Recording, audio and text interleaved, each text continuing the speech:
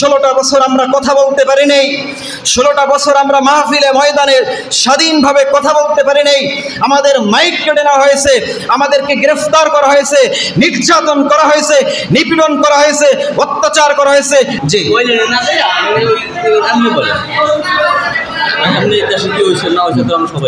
না শোনেন,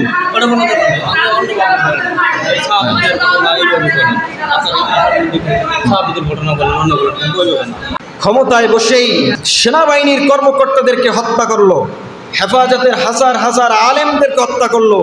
এদের পরিবারের চোখের পানি আল্লাহর আরশ পর্যন্ত পৌঁছে গেছে। আমরা সকলে চিনি, সারা পৃথিবীর মানুষ চেনে। 50টি বছর কোরআনের তাফসির করেছে সারা বাংলাদেশে, সারা পৃথিবীতে। কোরআনের পাখি আল্লামা দেলোয়ার হোসেন সাঈদী কেউ অপরাধ করেছে, কি অন্যায় করেছে, সারা পৃথিবীর মানুষ জানে।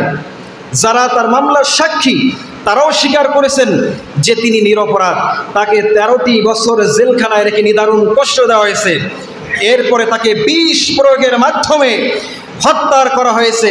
আমরা আলেমরাও তাকে ভালোবাসতাম, কিন্তু যখন দেখলাম নিরীহ নিরস্ত্র মানুষদেরকে পাখির মতন গুলি করে হত্যা করা হলো, যখন নিরস্ত্র মানুষদেরকে ঘর থেকে টেনে হিঁচড়ে নিয়ে নির্যাতন নিপীড়ন করা হলো, অত্যাচার করা হলো, তখন এদেশের সাধারণ মানুষ আর বসে থাকতে পারে না। জোরে বলুন ঠিক না বেঠিক? 16টা বছর আমরা কথা বলতে পারি নাই, 16টা বছর আমরা মাহফিলে ময়দানে স্বাধীনভাবে কথা বলতে পারি নাই। আমাদের মাইক কেড়ে নেওয়া হয়েছে, আমাদেরকে গ্রেফতার করা হয়েছে, নির্যাতন করা হয়েছে, নিপীড়ন করা হয়েছে, অত্যাচার করা হয়েছে, পা উপরের দিকে মাথা নিচু করে ঝুলিয়ে টানিয়ে তাদেরকে শাস্তি দেওয়া হয়েছে। আল্লাহ ছাড় দেয় কিন্তু বান্দাকে ছেড়ে দেয় না। সম্মানিত হাজিরিন, জুলুম যারা করেন, নির্যাতন যারা করেন, এটাই কোরআনের কথা। মনে রাখবেন, গত 16টি বছর কোরআনের হক কথাগুলো আমরা বলতে পারি নাই।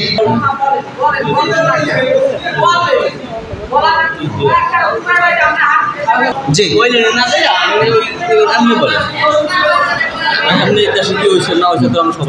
না শোনেন,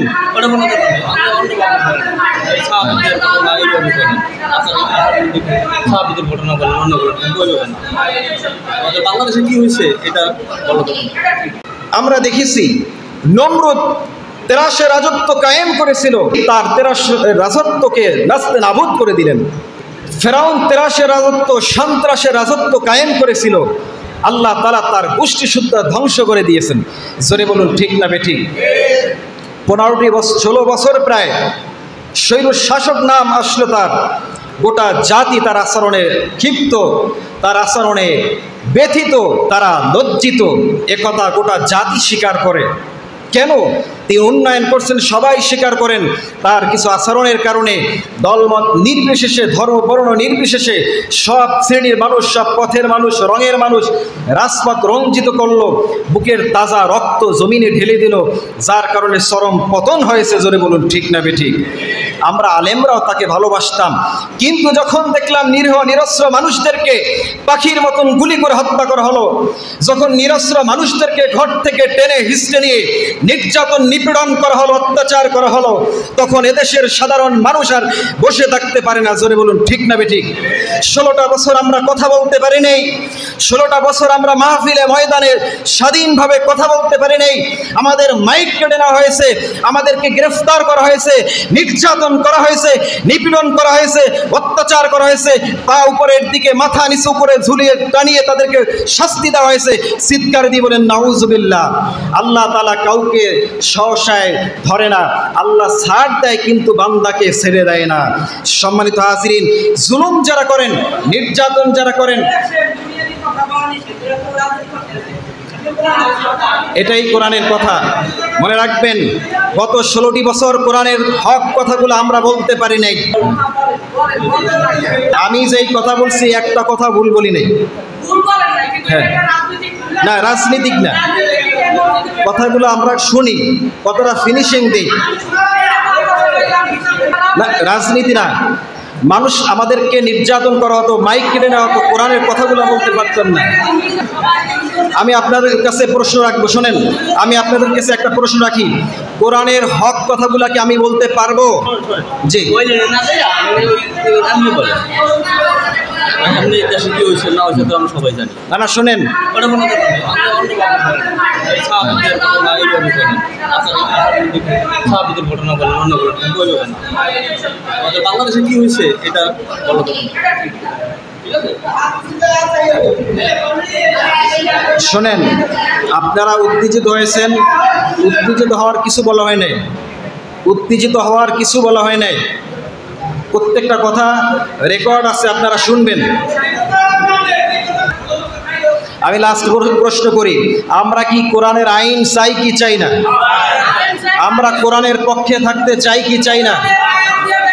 হ্যাঁ, কোরআনে জেহাদের কথা বলা হয়েছে, কোরআনের প্রতিটি হক কথাগুলা কি আলেমরা বলতে পারতো? সত্য কথা যদি না বলতে পারেন আপনি, কিয়ামতের দিন আপনি আমি আসামি হব। যেই মেম্বার থেকে যে আলেম কোরআনের কথা বলতে না পারবে, আমি আমার কথাটা বলার সুযোগ দেন। কোরআনের হক কথা যে মেম্বার থেকে ইমামকে বলতে বাধা দিবে, ও আল্লাহ আমি আপনার কাছে বিচার দিলাম, যারা আমার মাইক কেড়ে নিবে, যারা আমার কোরআনের কথাগুলো বলতে বাধা দিবে, আমি আল্লাহর কাছে বিচার দিলাম। কারণ যারা আমাকে কোরআনের কথা বলতে যারা বাধা দিবে, আমি আল্লাহর কাছে বিচার দিলাম। কারণ আমি আমার নিজের কথা বলি নাই, আমি আমার বাপ দাদার কথা বলি নাই। কোরআনের কথাগুলো বলতে গিয়ে আমি নির্যাতনের শিকার, কোরআনের হক কথাগুলো বলতে গিয়ে আমার মাইক কেড়ে নেওয়া হয়, আমার বয়ানকে ব্রেক করা হয়, আমি আল্লাহর কাছে বিচার দিলাম। ফিনিশিং দেব, শোনেন, লাস্ট ফিনিশিং। স্বাধীনতার 53 বছরে আমরা মুজিবের শাসন দেখেছি, আমরা জিয়ার শাসন দেখেছি, আমরা এরশাদের শাসন দেখেছি, খালেদার শাসন দেখেছি, হাসিনার শাসন দেখেছি। আমরা কোরআনের শাসন দেখতে চাই কি চাই না? কারা কারা কোরআনের শাসন দেখতে চায় হাত উঁচু করে আল্লাহকে দেখান। আমরা কোরআনের শাসন দেখতে চাই, নারায়ে তাকবীর। আমরা কোরআনের পক্ষে কথা বলবো, আলেমরা, এটাই তো বাস্তব। কোরআনের কথা আলেমরা বলবে না, কারা বলবে?